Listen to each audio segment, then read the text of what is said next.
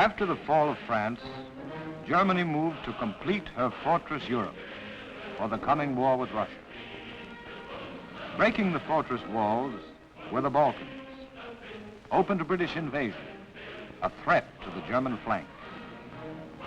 Romania was joined to the Axis, then Hungary, Bulgaria.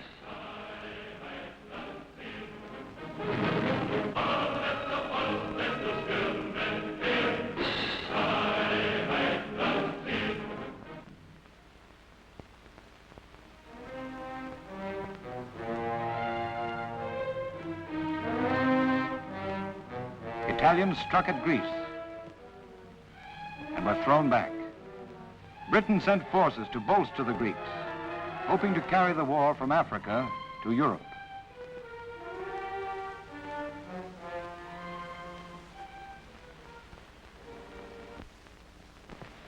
In April of '41, Germans invaded Yugoslavia, smashing an obsolete army in 11 days and entering Greece.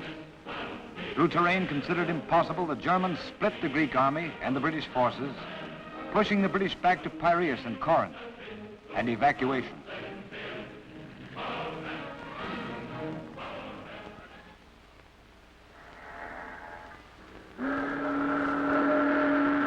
Exhausted British troops, disorganized, partly disarmed, were moved to Egypt, and because of naval shortage, to the island of Crete. In a 3-week blitz, Germany had closed the Balkan door, except for Crete.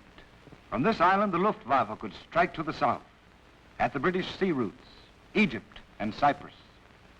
With Rommel nearing Egypt, the Balkans conquered, a 5th column waiting in Syria, a drive for Suez was ready, except for Crete. Early in the Greek campaign, German plans for Crete went forward.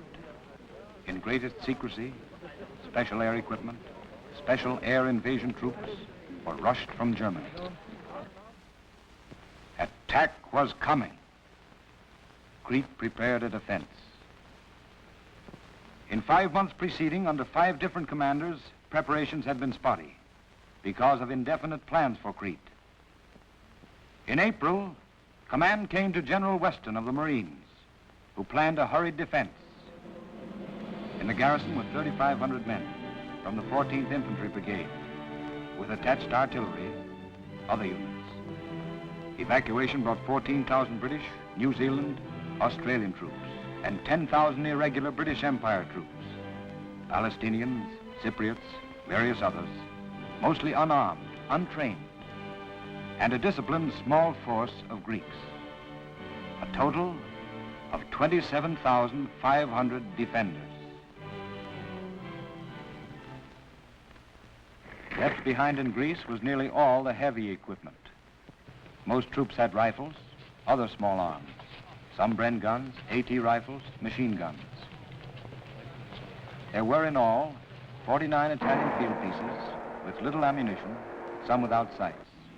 10 guns, 3.7 inches, 14 3-inch AA guns, 34 Bofors, a few AA machine guns and pom-poms, 24 3-foot searchlights. The only armor, 8 infantry I-tanks, 16 light tanks, a few troop carriers. For the air defense, only 15 planes against expected air invasion. Wavell sent the order. Crete is to be held. 1st of May, General Freyberg of New Zealand took command in Crete. He was warned of expected attack, to begin with 3,000 paratroops, and warned to look for no RAF increases. Freyberg protested lack of air support, suggested withdrawal, but Wavell reassured him. With hardly any tools or transport, Freyberg prepared. Units were organized, stragglers assembled, troops disposed to sectors.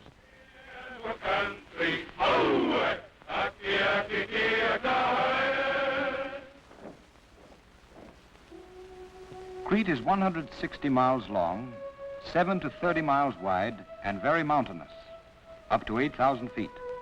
The southern coast has barrier cliffs, few landing points. The northern side is low, with many miles of beaches open to rolling inland plains. On the long north coastline, Freiburg ordered 4 defensive sectors: Malmö Airport, Cania, the capital, city of 30,000, and Suda Bay, the one good port. Retimo, town of 9,000, with its airport. Heraklion, city of 35,000, and the airport. All 3 airports were new, built for the RAF.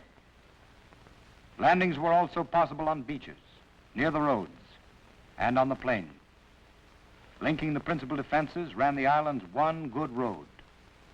3 others, not so good, ran south. All other roads were donkey trails, too poor for motor transport. Lack of transport hindered movement, holding troops to original dispositions. Freiburg had less than 200 trucks. 40 were needed for Suda alone. For wire communications, a primitive telephone system, easily vulnerable. Submarine cables, Cania to Retimo, to Heraklion, to Sitya. Suda and Heraklion to Alexandria, Middle East headquarters. All commands on Crete had wireless. Food was a serious problem for everybody on the island. Crete has 440,000 people, and now it had the British, Greek soldiers, and Italian prisoners. Food was low. Harvests were not in. Olives, oranges, lemons, grapes, the principal crops, would not help the situation. Water, always scarce, taken from wells, was at unusual drought. Sanitation, medical aids were backward. The inhabitants, mainly peasants, were friendly allies. King George himself was on the island. Freiburg wired to Wavell. Roads poor. Transportation inadequate. Civilian food supply is low. Present garrisons include 3 regular British battalions, 6 New Zealand battalions, 1 weak Australian battalion, 2 composite battalions. Greek forces are small and poorly armed. There is no artillery. Anti-aircraft defense is inadequate. There is no modern fighter aircraft.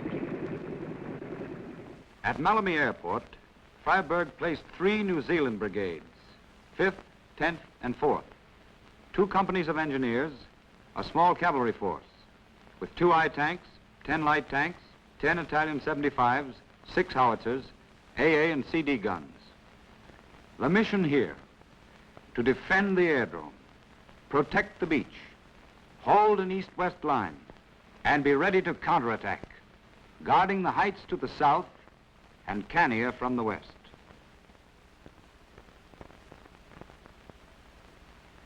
Cania was force headquarters, main base area. In this area, Freiburg disposed 9 units, mainly improvised rifle battalions, 5 British, 2 Australian, 2 Greek, defending against attack from the west, out of the olive groves, from the Rocky Peninsula, or from the east. Suda Bay was vital. Its loss would cut the supply line. Here were the only important docks. Around this vital bay were placed 4 6-inch guns, 10 4-inch guns, and 30 other guns, AAs, 3-inch, and Bofors. Down the coast, in Retimo sector, Freiburg located 6 battalions. 2 Australian battalions at Georgiopolis, with 3 coast guns to protect the beach. In Retimo, to hold the harbor and the town, 1 Australian machine gun company and a small Greek force. At Retimo Airport, east of the town, 2 Australian battalions, 2 Greek battalions, and 2 I-tanks to hold the airport, guard the beaches, and the approaches to the town. 1 other battalion was at Stylos. 4th of Freiburg's sectors centered on Heraklion, called Candia, largest city of the island, 35,000. Defending were 4 Greek battalions around the city itself, and 5 British battalions between the city and the airport. 2 I-tanks were posted at the field, 6 light tanks in reserve, with 17 field pieces, 2 4-inch coast guns, 4 3-inch AA, 10 Bofors, 2 pom-poms. to protect the field and harbor. Second port to Suda, Freiburg's second supply line.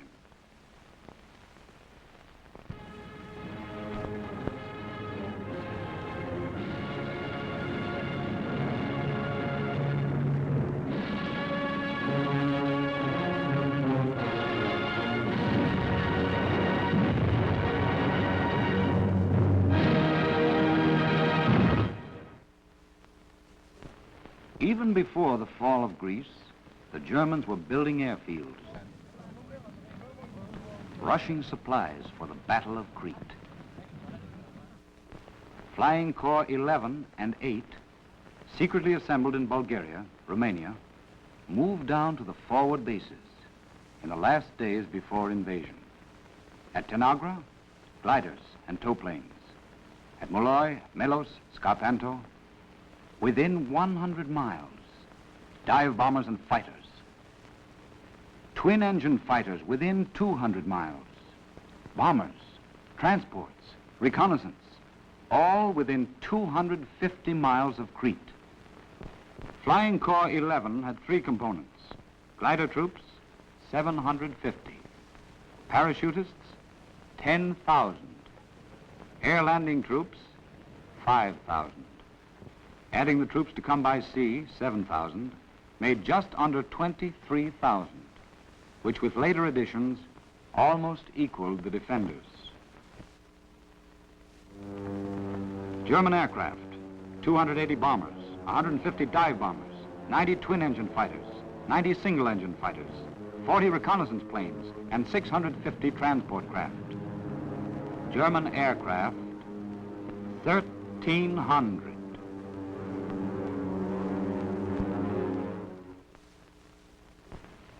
By the German Mercury plan, 3 groups were set up. A western group, Storm Regiment of gliders, aimed at Malami. Central group, Flying Division of parachutists. A first wave at Cania, second wave later at Retimo. And the eastern group, Parachute Regiment, pointed for Heraklion. These forces were to join their lines, protect more landing by sea and air, and reinforced, subdue the defense. The 5th Mountain Division would garrison, while air troops left for Russia. In Middle East, the RAF was feeble. The Battle of Britain had barely ended. Wavell had only 43 fighters and 90 bombers, and Rommel was nearing Egypt. The German Air Force met the RAF a squadron to a plane, shot them out of the sky, or followed them back to Egypt and smashed them on the ground. May 1st to 10th, the Luftwaffe carefully photographed all Crete, spotting every new position. Troop strafing began, and dive bombing on Suda docks, then day bombing, probe defenses. May 13th, Crete's airdromes were heavily bombed, with crucial results. Only 7 British planes remained. All this time, shipping suffered air attack from Greece. Of 27,000 tons of supplies shipped out, only 2,700 tons arrived. May 16th, Suda Bay was blasted 7 hours. May 17th, Suda was hit by 27 Stukas. Ships were unloaded while they burned. The bay filled up with wrecks. On one of the ships arrived a military band. May 18th, planes came continuously to destroy the AA batteries. May 19th, under impossible bombardment, the RAF withdrew from Crete, 1 day before invasion. German air superiority was complete.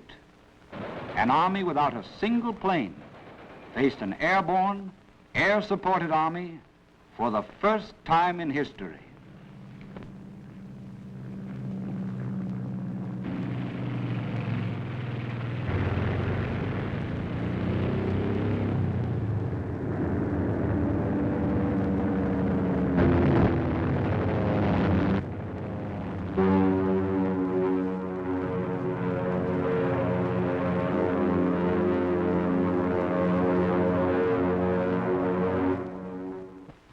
May 20th, at dawn. It began. 1 hour of terrific bombing at Malami and Kania, crushing the troops to ground, shattering AA gun crews, pounded into slit trenches the British could not observe. At 8 o'clock, 50 German gliders appeared at Malami as the air barrage shifted aside, leaving a corridor to the west. Unseen and unopposed, they landed in a dried-up riverbed. 6 gliders came down south and east, were swiftly liquidated. From the riverbed crash landings came the nucleus of success. Over 100 glider troops found a position. On high ground to the west, overlooking the airfield, they covered the parachute landings. 15 minutes later, bombing stopped. Parachutists began to descend.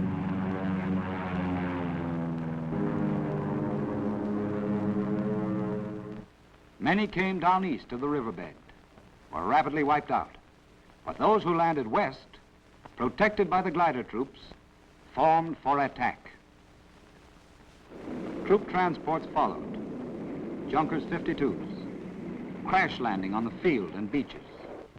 Those on the east beach suffered disaster, coming into New Zealand fire, but the others joined the German strength. Supported by air power, the Germans fought for the airfield. With the I tanks already erect, New Zealanders charged with bayonets, 8 times clearing the field and falling back under air attack. The New Zealand 22nd Battalion, still holding the airfield under fire, at length fell back a half-mile east. South of Kania, with the British bombed into trenches, glider troops surprised the AA gun crews, killed all resistance, covered the quick descent of parachutists. 1,800 glider and paratroops landed, captured the General Hospital, and occupied a beach.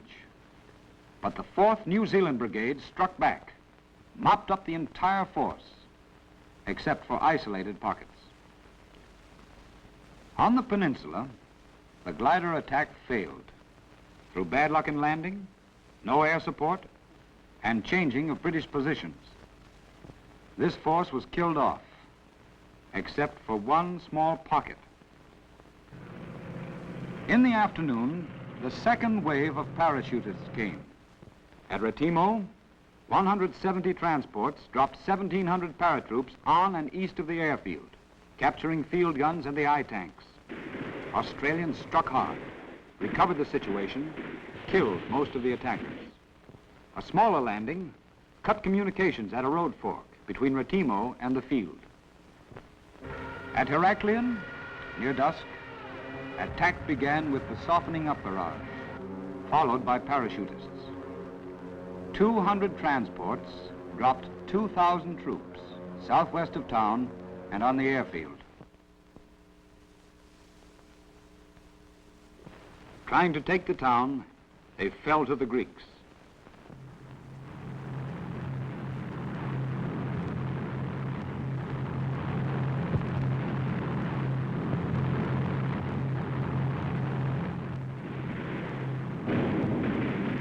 On the airfield, machine guns met them as they landed.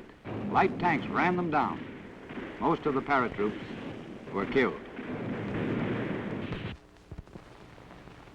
In the first day, the Germans landed 750 glider troops and 7,200 parachutists. 80% were casualties. The Mercury plan had failed. Losses were so appalling that the High Command was forced either to give up or launch a full-scale attack. They chose to hurl 35,000 airborne troops and their whole striking force against Crete. Second day, German attention concentrated on Malami. Here they occupied half the airfield. Under constant New Zealand fire, they landed transports, finally building up 3 mountain battalions. Dive bombers tore at defenses, clearing a wider and wider runway until 3 planes could land together. Transports came in steady stream, bringing motorcycles, guns, and carriers, recklessly crash landing under fire.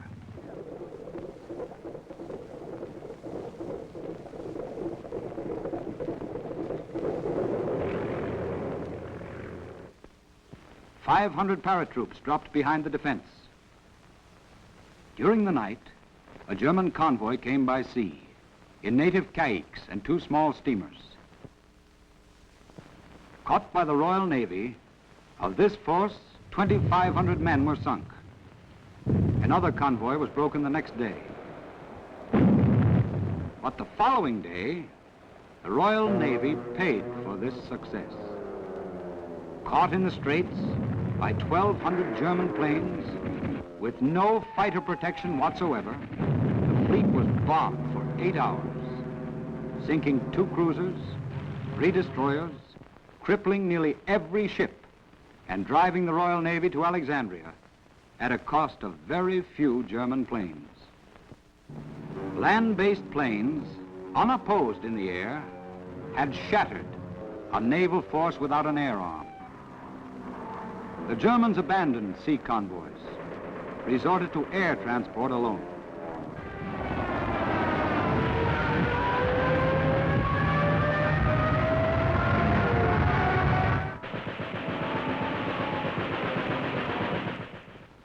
May 22nd, 3rd day. The New Zealanders struck at dawn.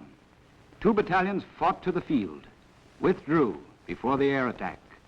400 fighter planes, unopposed. Charged for the 20th time with bayonets, for the 20th time fell back. The main battle now was here. Freiburg planned a final assault. The 4th Brigade was to move on Malmedy.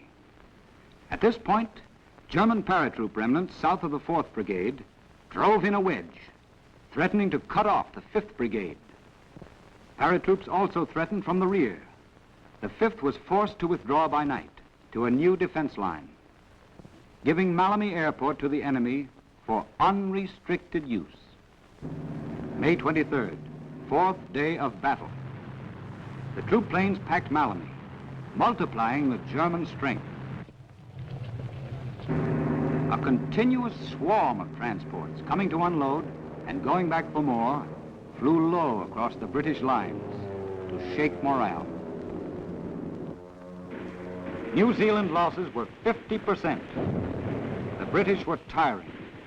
Equipment was being lost. Supply was failing. Freiburg cabled to Wavell. Send all available air help. Situation really serious. In reply came 12 fighters. The Germans drove back 5. The British shot down 2. 4 landed with damage. 1 came through. Lone British flyers tried to bomb Malmedy with little effect. The German goal was Souda Bay, British lifeline. Under day and night bombardment, flaming with wreckage. Without air support, ships could only dock at night. Destroyers were used for speed, reaching Souda at 11:30, unloading 2 at a time, and leaving at 3 a.m. In this time, 100 tons could be unloaded, but 600 tons a day were needed. And some nights, no ships came at all. In the night, a destroyer landed commandos at Souda, a battalion called the Lay Force.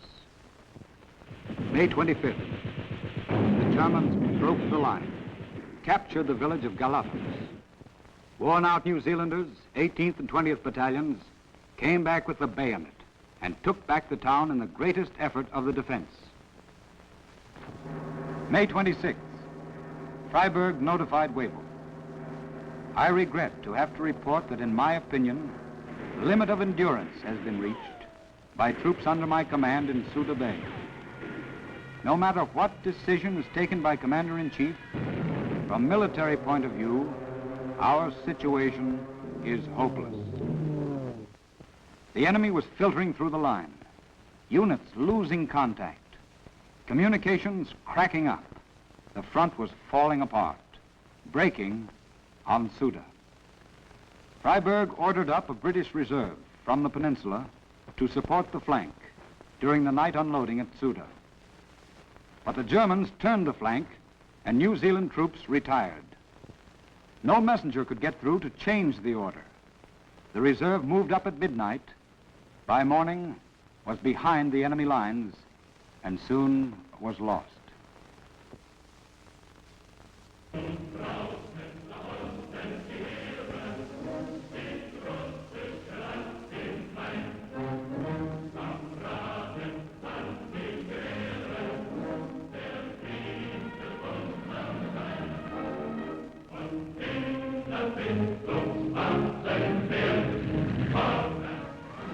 During the night, the 4th Brigade moved off to Stylos and then to a Scipio plain, lest paratroops cut off retreat. A detachment at Brice's guarded the route from the east. May 27th, morning. Freiberg reported, "Fear we must recognize that Crete is no longer tenable." Withdrawal began towards Sfakia on the southern coast. Weston took over the rear guard with the lay force. At Retimo earlier, the Germans reinforced, cut off all outside contact. The British tried to parachute supplies, which dropped in the sea. Helpless, the garrison fell. At Heraklion, Greeks and British valiantly fought, while German forces grew, crash landing along the beaches. On the 28th, the Germans were ready to strike, but not in time. 4 destroyers arrived, took off the entire force. Dive bombers followed, did horrible damage at sea. On the retreat, Weston lost control of the rear. The name Sfakia got about. Troops broke for the coast, stealing all vehicles, ending all dispatches to Freiberg. Together, the 5th New Zealand and 19th Australian made up one rear guard. The lay force made another. They covered the retreat by leapfrogging units to the escarpment behind Sfakia, 7 miles from the beach over a narrow road. Runaway troops left trucks here, tipping off the retreat. Dive bombers set them afire. The beach was a chaos. Runaways forced their way. Disciplined troops were held back. Night of the 28th, destroyers took off 1,000, wounded and administrative men. The next night, 7,000 more. Dawn of May 30th, the enemy reached the rear guard, which held them off. With the British at their mercy, German enterprise had ended. Air attack fell off. Night of May 30th, 1,400 left, including Freiberg, the 5th New Zealand, and Marines. The 4th night, Weston and the remainder. Almost 15,000 had been saved. Double enveloped by German mountain troops, the lay force surrendered. Crete was gone. 34,000 invaders had defeated almost the same number of defenders. Losses were almost equal. Victory went to air power.